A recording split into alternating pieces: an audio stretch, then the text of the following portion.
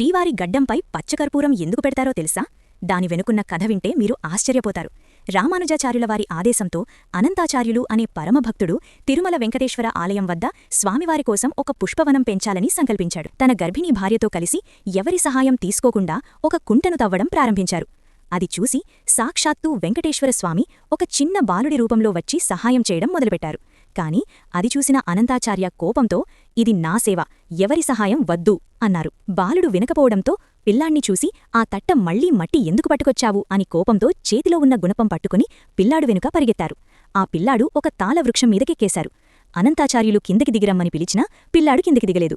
అప్పుడు అనంతాచార్యులు, నామీద ఒట్టు అని అనగా స్వామివారు కొమ్మమీద నుంచి కిందకు దూకి పరిగెత్తారు. అప్పుడు అనంతాచార్యులు తన చేతిలోని గుణపాన్ని స్వామివారి మీదకు విసిరారు. అది వెళ్లి స్వామివారి గడ్డానికి తగిలింది. ఆ బాలుడు వెంటనే గర్భాలయంలోకి వెళ్లి మాయమయ్యాడు.